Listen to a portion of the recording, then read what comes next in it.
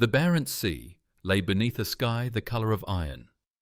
1,000 miles of grey stretched from horizon to horizon, a landscape without warmth, without sound, without mercy. The air was sharp enough to cut breath into pieces. Somewhere below that surface, deeper than sunlight, a black shape moved with the quiet grace of a predator. That shape was K-141 Kursk, pride of the Russian Northern Fleet. 154 meters of steel and atomic heart, prowling through the Arctic darkness at 20 knots. Inside her, 118 men lived in a world of humming turbines and recycled air, sealed from the sky by a skin of metal thicker than a man's faith. Above, the surface seemed calm.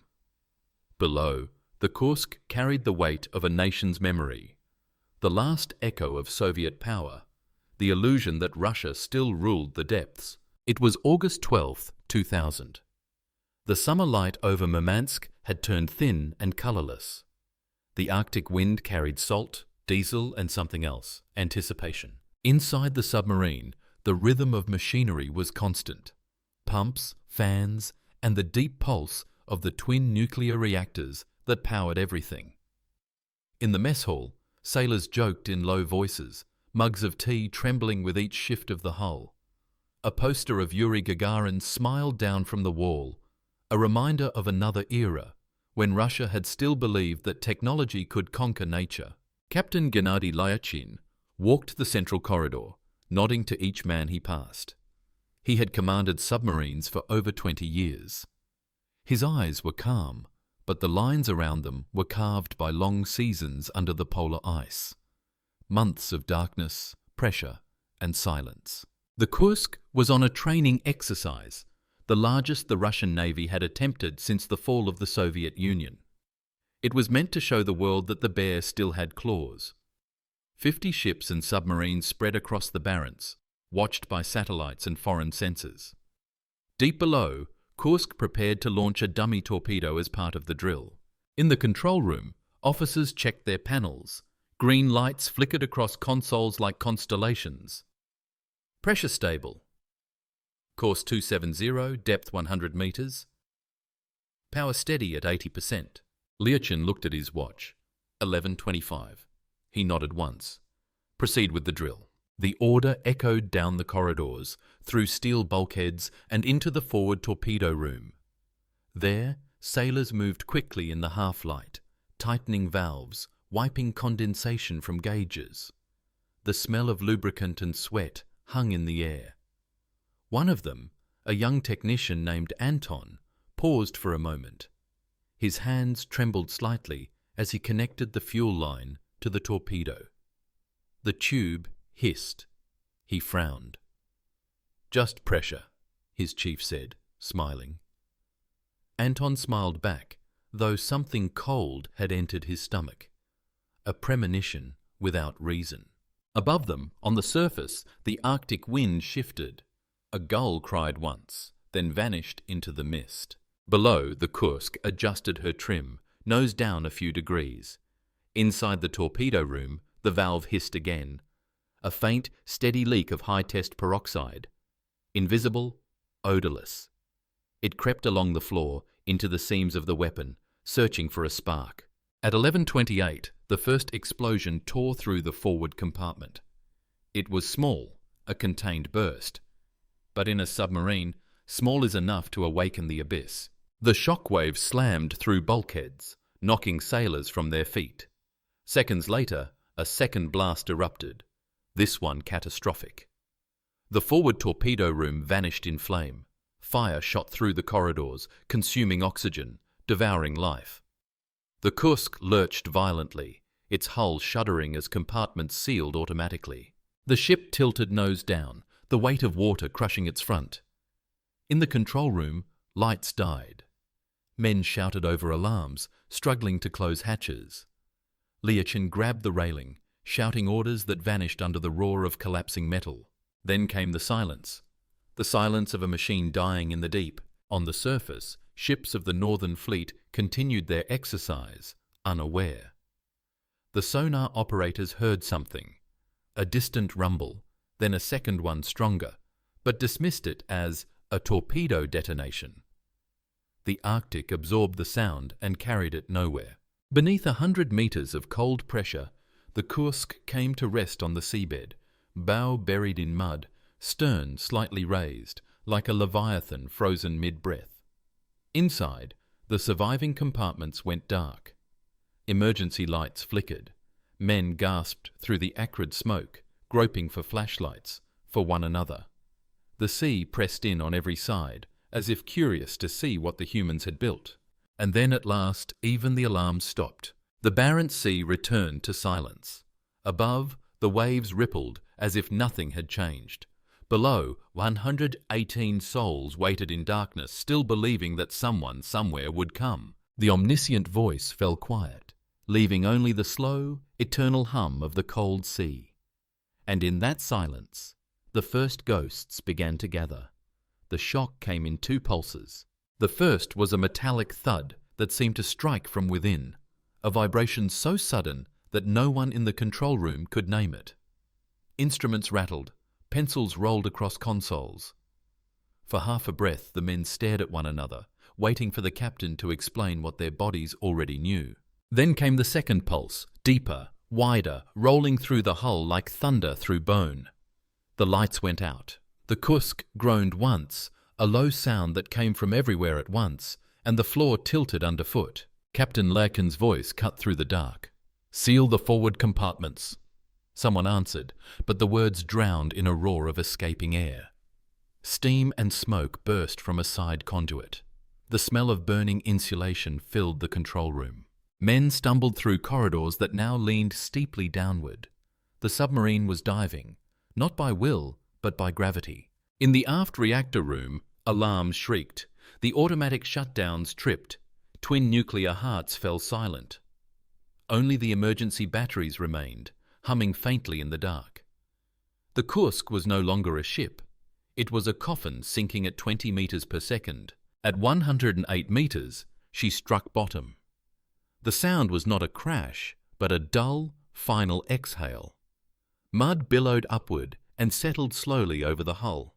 Inside, the survivors lay scattered across decks slick with oil and water. In the 9th compartment, far astern, Chief Engineer Sergei Popov blinked through the haze. The emergency lights flickered once, then steadied into a weak orange glow. Smoke hung low. He counted shapes, faces, shoulders, the slow movement of men rising to their knees. "Report," he whispered. 23 answered. The others were forward, unreachable. The intercom crackled but gave no sound. The ship's heartbeat, its ventilation, its electric rhythm, was gone. Only the sea remained, pressing in from every direction. He glanced at the oxygen gauge. 30 hours, maybe. Less if the fire spread. "Stay calm," he told them, his own voice shaking. "They'll find us." Above, the Northern Fleet continued its exercise. On the cruiser, Peter the Great, sonar officers heard two distinct bursts, the second shaking their headphones. "Possible torpedo detonation," one said. The captain nodded. Training munitions often misfired. The fleet moved on, unaware that its flagship submarine lay broken beneath them. Hours passed.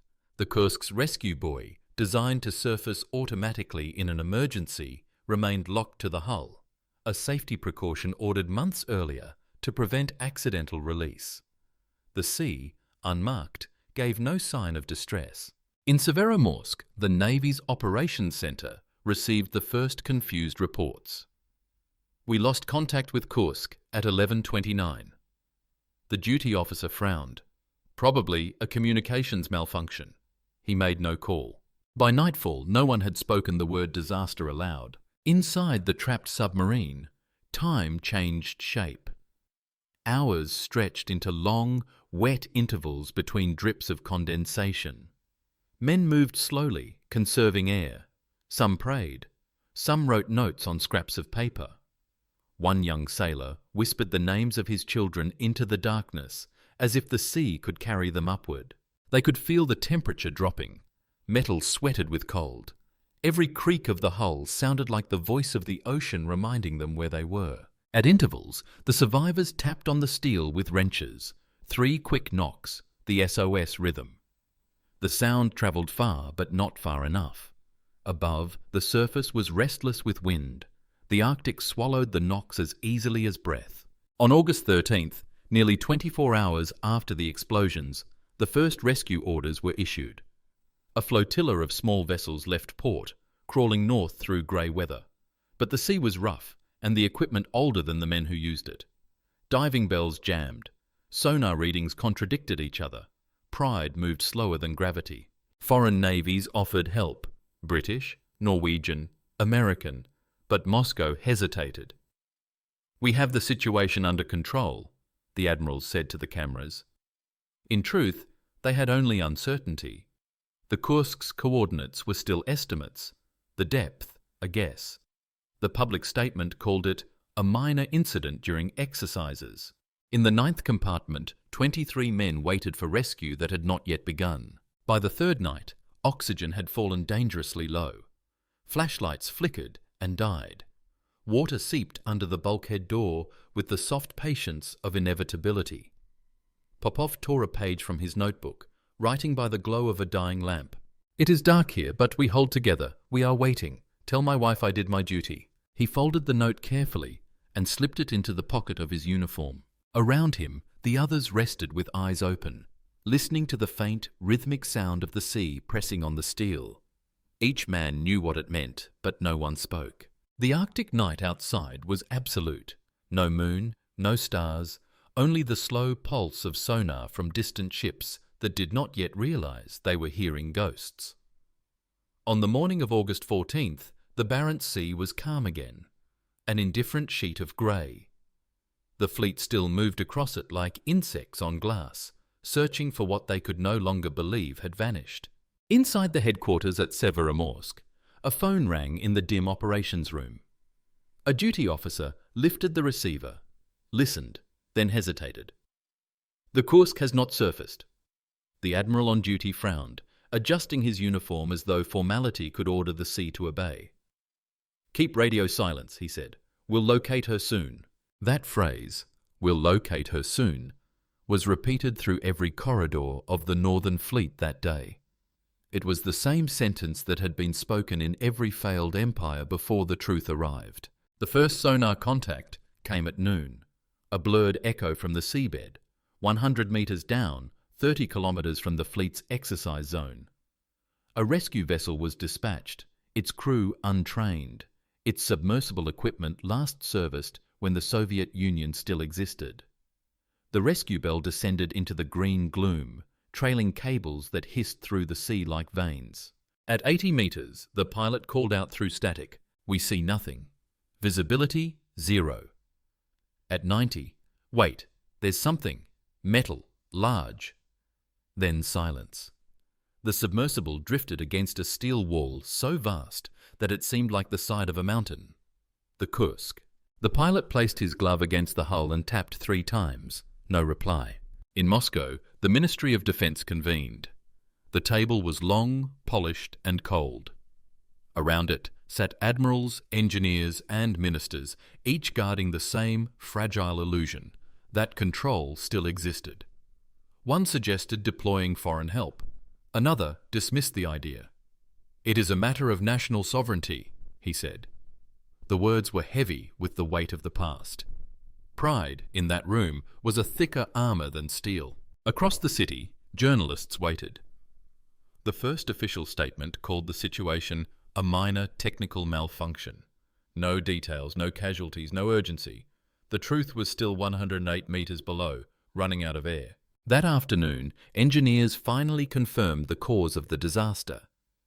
Onboard logs transmitted before the blackout showed preparations for a test torpedo of new design, powered by high-test peroxide, a volatile fuel banned in many navies since the 1950s. A microscopic leak had allowed the peroxide to react with copper in the torpedo's casing, producing oxygen and heat. The explosion triggered the detonation of nearby warheads, the rest followed by chemistry, not malice. A defect measured in millimeters had undone a machine built to survive the apocalypse. The omniscient voice traced the chain backward, past the torpedo, past the welder who joined the pipes, past the commander who approved the test up to the system itself. One built on secrecy, fear of humiliation, and an old belief that technology could erase decay. In the end, the steel had been perfect. It was the people who had corroded. By the fourth day, the Navy could no longer pretend. Foreign ships had arrived, British, Norwegian, American, hovering politely at the edge of Russian waters, waiting for permission. Inside the Kremlin, debates turned into silence. Accepting help meant admitting failure. Declining it meant death already sealed. The sea waited, impartial. On August 16th, Russia finally accepted. By then, the oxygen inside the Kursk had been gone for more than 24 hours. When the Norwegian divers reached the wreck 5 days later, the first thing they saw was the hatch of the 9th compartment, dented outward from within. They knocked. No answer. They opened it. Cold black water surged out, carrying oil, silt, and fragments of paper. One of the divers found a notebook, words smudged but legible. All from Section 6, 7 and 8 dead. We are in Section 9, 13-15 August 12th. The ink stopped there. In the months that followed, commissions were formed, inquiries written, press conferences held. Every report used the same phrase, technical failure, as if the sea cared for terminology. The admirals who hesitated kept their posts. The engineers who warned were transferred. A nation mourned, then moved on. The wreck lay on the seabed through winter, coated with frost that never touched sunlight. Fish swam through its shattered compartments. Instruments still glowed faintly from trapped emergency batteries. The Kursk had become what the ocean loves most, silence shaped into metal. From the vantage of history, the narrator observed, it was not the explosion that killed them, it was the long habit of refusing to listen. Above the Arctic, the aurora danced green across the night, cold and magnificent, indifferent to everything human.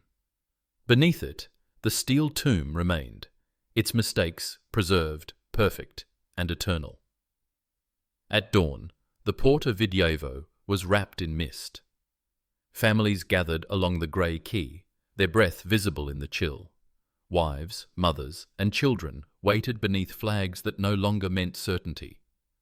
The radio repeated the same phrase every hour. Communication with the submarine Kursk remains lost. A woman named Anastasia Lyachina stood near the pier's edge, gloved hands clutching the railing. She had last seen her husband, Captain Gennady Lyakin, 5 days earlier. He had smiled through the drizzle and said softly, "Back in a week." Now she could not look at the sea without feeling that it looked back. Inside the Kursk, time had lost its shape. The 23 survivors had gathered at the highest point of the aft compartment, near the escape hatch. The air was thick, metallic, heavy with moisture. Condensation slid down the walls like slow rain. They no longer spoke of rescue. Their voices had grown thin, their words small and careful, as if even sound might use up the oxygen. One of them, Lieutenant Dmitry Kolesnikov, wrote the now famous note on the back of a torn wrapper. All from Sections 6, 7 and 8 are dead. 23 people in Section 9. None can rise to the surface. The handwriting was neat, pressed deep into the paper as though he were carving it into the world. When he finished, he tucked it into the sleeve of his uniform. Around him, others rested quietly, listening to the soft hiss of leaking water. A flashlight flickered, briefly showing their faces, pale, motionless, eyes turned upward toward a sky they would never see again. One sailor whispered that the air smelled like candles. No one corrected him. The scent was ozone, electric and final. When the light died, the sea's pressure spoke again through the hull, slow and patient, a reminder of who held dominion. On the surface, the world moved at the pace of denial. By the 5th day, officials in Moscow could no longer bury the silence. Television screens flickered with images of the Barents Sea, steel grey waves dotted with ships and rescue craft. Women stood on the piers holding photographs of men who smiled in uniforms. Children waved at the waves as if their fathers could somehow see them through the deep. A uniformed spokesman declared to the nation, "Our sailors are alive. We are doing everything possible." The families believed him because belief was the only oxygen they had left. That night, in a small apartment near Murmansk, a mother sat beside a radio, tuning through static and foreign voices. In her hands, she held a letter her son had written before deployment. "Don't worry, Mama. The Kursk is unsinkable." She read it again and again until the words dissolved into tears. Admiral Popov, commander of the Northern Fleet, stood on the bridge of the cruiser Peter the Great. Fog rolled low across the water. The coordinates of the Kursk were marked by buoys, glowing faintly in the mist, a constellation of loss. The admiral's face was rigid, but behind the stillness lived a single sentence he could not unhear.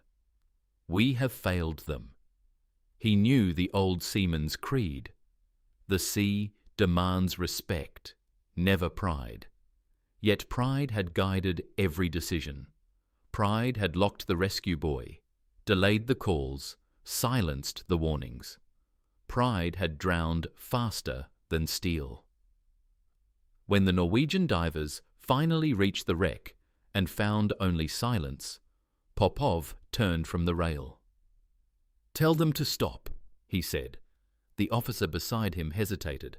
"Stop what, Admiral?" But Popov didn't answer. Perhaps he meant the search. Perhaps he meant the pretending. Weeks passed before the coffins returned. Autumn stripped the Arctic forests bare. The air carried the smell of snow. The bodies came home in sealed metal containers, each draped with the flag of a country that had no words for its own grief. At the funeral, the anthem rose through cold air. The president spoke of courage, sacrifice, the defense of the motherland. Cameras clicked. The wind moved across the faces of the families. When the speeches ended, the mothers stepped forward and laid their palms on the cold metal. Some whispered names, some said nothing. A child asked, "Is Papa coming out now?" The mother pulled him close. "He already did," she murmured. Months later, divers recovered the captain's body. His wristwatch had stopped at 11:32 a.m., 2 minutes after the second explosion. His logbook, warped by salt, contained one final entry. "Conducting training exercise, all systems nominal." The irony was almost gentle. It let him remain a commander even in death, still reporting order to a world that had none. The omniscient voice lowered, heavy as the deep itself. Steel can resist pressure. It cannot resist neglect. The men inside the Kursk did not die from the cruelty of the sea, but from the silence of those who feared shame more than loss. Snow began to fall, thin and soundless, melting as it touched the water where the submarine had gone down. Above, the Arctic sky turned pale silver. Below, 118 hearts that had once beaten with pride cooled into stillness. Hope froze, but did not vanish. It drifted there, preserved in salt and silence, waiting for the world to remember. Darkness inside the Kursk had grown physical, almost heavy enough to touch. Every surface sweated cold, every breath came slower, shallower, quieter. In the aft compartment, the last 23 men clung to a rhythm that was no longer time but endurance. The measured intervals between drips of water, the faint hiss of escaping air, the trembling pulse of their own bodies. The emergency lights had long since failed. What remained were the small glows of chemical sticks taped to the walls, each one fading to the colour of dying embers. Their reflections danced across the curved steel, a poor imitation of sunrise. Somewhere near the bulkhead, Chief Engineer Popov whispered the air reading, "Partial pressure of oxygen, 15%. No one answered. They all knew what the number meant. Lieutenant Kolesnikov still kept his watch on his wrist. It had stopped the previous day, frozen at 02:17, but he tapped it out of habit. The act gave the illusion of control.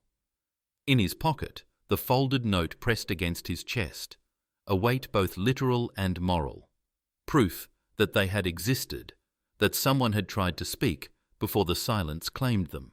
The sea pressed harder. The hull creaked with a sound like the bending of giant trees. Each time, men lifted their heads, half expecting the metal to burst inward. Water seeped in through a valve, drop by drop, rhythmic and cruelly calm. One sailor covered it with a rag and held his hand there for hours, as though his skin could keep the ocean away. They tried to conserve oxygen. Movement stopped. Speech stopped. The body learned to imitate the stillness of the dead. In that slow suffocation, memories became louder than breathing. The faces of children, the smell of pine in summer, the sound of a city at night. The mind, starving for air, began to drift. Kolesnikov found himself thinking not of death, but of light. How it might look when the hatch finally opened. How the water would bloom white with air bubbles. How sound would vanish. He smiled once at the thought and did not know he had. Hours blurred. The temperature dropped below freezing. Frost formed on the bulkhead in delicate whirls, each one melting under the warmth of a palm. Men slept sitting up, their bodies swaying gently with the slow movements of the sea. No one woke them anymore. Then, without drama, the oxygen ran out. It did not come as gasping or struggle, but as a gentle dimming, the body's quiet surrender to carbon dioxide. The last conscious sound was someone whispering a prayer that dissolved into a sigh. After that, the Kursk belonged entirely to the sea. Above, the rescue ship still fought the weather. Steel cables groaned, sonar screens glowed, and officers argued over coordinates. When the first Norwegian diver finally reached the hatch on August 20th, the water was black as oil. He touched the steel and felt its chill through his glove. 3 deliberate knocks. The ancient code. He waited. Nothing. Only the echo of his own heartbeat reverberating through a hull that answered no one. He forced the hatch open. A plume of trapped air burst upward, carrying the smell of oil, rust, and something unmistakably human. Inside, his flashlight caught rows of figures floating in the half-light, their faces calm, their hands folded. They looked less like victims than sentinels, guarding the truth of what pride had done. The diver's voice over the radio trembled. All of them, they're gone. On the surface, the wind had dropped. The Barents lay flat, smooth as lead. The world that had waited so loudly for a miracle fell silent. When the bodies were finally lifted, one by one, the sea closed behind each as if sealing a wound. For every man taken out, the ocean seemed to inhale a little deeper, reclaiming what had been borrowed. In the great balance of things, it was neither mercy nor vengeance. It was completion. The omniscient voice, distant as starlight, murmured, "Beneath every triumph of technology lies a single truth, that the sea does not care what flag the hull once carried. It listens only to the sound of failure sinking." The divers rose, and the Kursk remained below, her lights forever extinguished. The Arctic water grew still again, heavy with secrets, patient as eternity. Autumn came early to the Barents. By September the winds carried the scent of snow, and the surface of the sea had hardened into a dull pewter mirror. The waves that once hid the Kursk now glimmered faintly under a pale sun, as though pretending innocence. The Navy called it an operation of recovery. The word rescue was no longer used. Ships gathered again over the coordinates, but now their task was not to save, only to retrieve. Cameras lowered into the deep showed the submarine half buried in silt, the bow torn open like the mouth of a wounded beast. The hull was streaked with rust and ice, yet the insignia of the Northern Fleet was still visible, a symbol clinging stubbornly to ruin. Inside the command ship, Admiral Popov watched the monitors without expression. Around him, engineers spoke of salvage cranes, structural stress, and pressure differentials. No one spoke of the men. They had been declared heroes, their story completed. The living now dealt only in tonnage and torque. In Moscow, the commissions convened. They met in soundproof rooms lined with marble. the air heavy with cigarette smoke and calculation. Experts drew diagrams of torpedo casings and hydrogen peroxide reactions. Each chart explained how the explosion had occurred, but none could explain why warnings had been ignored, why rescue signals had been dismissed, why help had been refused. When reporters asked, a spokesman replied, "The Navy acted according to protocol." The phrase was meant to sound reassuring. It sounded like a tomb closing. For months, the official narrative remained unchanged. A technical malfunction during routine exercises. No blame assigned, no names mentioned, no apology issued. The public learned to repeat the phrase, then to forget it. The country, exhausted by a decade of loss, did not want another wound it could not mend. Only in small Arctic towns, in kitchens that smelled of salt and kerosene, mothers still kept photographs of their sons in frames polished by tears. Each night they lit candles before the images and listened to the radio static that came from the north, as if hoping for a voice from the sea. In the summer of 2001, the world watched as the raising of the Kursk began. A Dutch salvage company, using cranes the size of cathedrals, lifted the 18,000-ton hull from the seabed. It rose slowly, dripping silt and memory, until its black shadow broke the surface for the first time in 14 months. Reporters described the moment as the return of the dead. On deck, engineers stood in silence, hard hats in their hands. The sea rolled gently beneath them, as if sighing in relief that the burden was no longer hers. When the last section reached the shipyard, workers opened the compartments and found small relics: a photograph sealed in plastic, a rusted watch, a child's drawing folded into a wallet. They catalogued each item, labelled it, archived it, as though grief could be filed alphabetically. The trials never came. No one was prosecuted. A few officers were quietly reassigned. Some resigned in fatigue. The official report blamed a faulty torpedo, but beneath the bureaucratic language lay a truth too simple for documents. It was not one man's failure. It was a culture that mistook secrecy for strength, silence for control. A year later, the government erected a memorial on a hill overlooking Murmansk, a curved slab of black granite carved with 118 names. Families visited on anniversaries, laying wreaths of red carnations that froze stiff in the wind. School children recited the words, "They served with honour." Then they went home, and the snow covered the names until spring. On the anniversary of the disaster, Admiral Popov attended alone. He stood before the monument as the wind blew through the pine trees, reading the names one by one.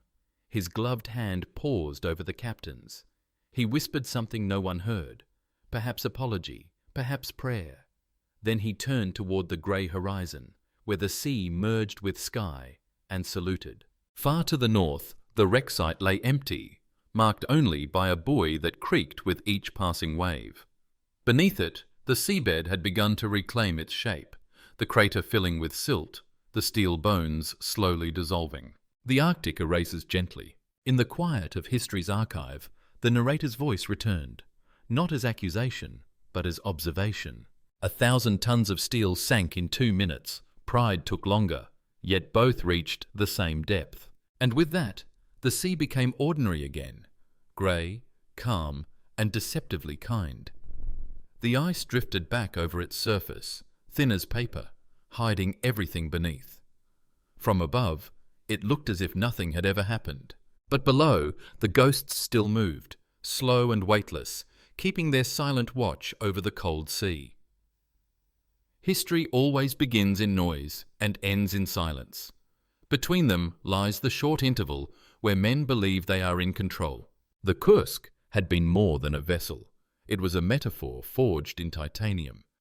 To the Russian Navy, it symbolized resurrection after the Soviet collapse, proof that the empire's ghost could still breathe underwater. To the world, it was another reminder that technology is not a shield, but a mirror. It shows us what we choose to ignore. In the days after the disaster, foreign experts studied the diagrams of its systems, the pressure charts, The metallurgical samples. Everything was logical. Everything made sense. Yet none of those calculations could explain the long chain of hesitation that followed the explosions.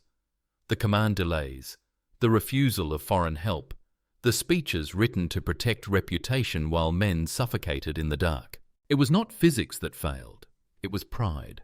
And pride, unlike steel, corrodes from the inside. Across the century, this pattern has repeated. At Chernobyl, at Challenger, at Kursk, machines built to prove human mastery turned instead into monuments of our own fragility. The common denominator was never design. It was belief, the stubborn conviction that systems built by humans must therefore be infallible. The omniscient voice whispered through the archives of memory. Every empire drowns first in confidence, and only later in water. In a military culture defined by secrecy, truth travels slower than death. Orders come sealed, questions are dangerous, and silence becomes discipline. The Kursk did not sink in isolation. It descended carrying centuries of command hierarchy, the unspoken law that to question is to betray.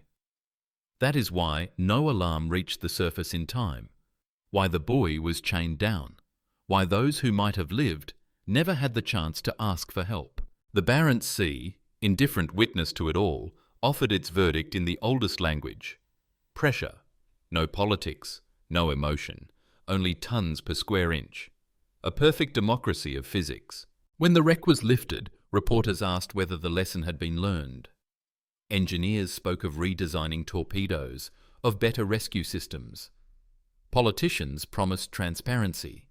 Yet somewhere, in a room with no windows, someone surely repeated the same phrase used 100 times before. This must never happen again. And the circle quietly closed. Because it always happens again. In different seas, under different flags, in different languages, wherever pride outpaces humility. At night, the Arctic sky stretched wide and dark, scattered with slow green arcs of aurora.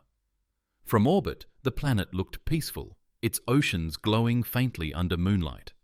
None of its scars were visible. The sea conceals both wrecks and reasons.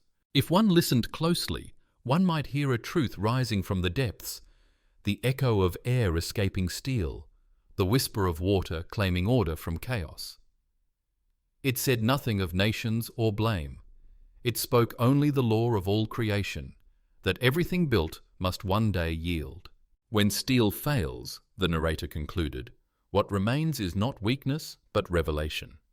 We discover that the only material stronger than metal is remembrance. And remembrance, like the sea, has no master. It endures in silence, waiting for those brave enough to listen. Winter returned to the Barents. The water thickened under drifting ice, its surface pale as pewter, its depths unchanged. The coordinates of the wreck were erased from most maps. Ships passed above without slowing. Only the cold remembered. On calm nights, when the wind died, the sea made a faint sound. A low tremor under the ice, like breath through a giant throat. Fishermen said it was the groaning of old hulls. Scientists called it thermal expansion. But the old men of Murmansk knew better. They said the sea was talking to itself. Far below, the last fragments of the Kursk lay scattered. A piece of bulkhead, a section of deck, a captain's chair tilted sideways. The walls were furred with algae, soft and green. Fish drifted through broken corridors that had once echoed with human laughter. Life had returned, indifferent and complete. Light barely reached that depth. What did penetrate was slow and blue, like memory itself. In that twilight, the steel looked almost beautiful, calm, resigned, at peace. A camera sent down years later showed the ship transformed into something gentle, a cathedral for silence. The divers who watched the footage said they felt as though the sea were guarding the dead, not hiding them. Above, ice floes collided with dull thuds. The Arctic wind cut through every sound. On land, the monument of black granite still stood facing north. In winter, the names were covered in snow. In spring, they reappeared, shining faintly under meltwater. Each year, fewer people came to read them. Memory, like light, weakens with distance. But the sea does not forget. It has no calendar, no need for ceremony. It holds what we drop into it, ships, cities, prayers, and keeps them unchanged by time or blame. The omniscient voice, softer than before, spoke one last time. Men name their vessels after courage and saints, believing that names can bargain with the abyss.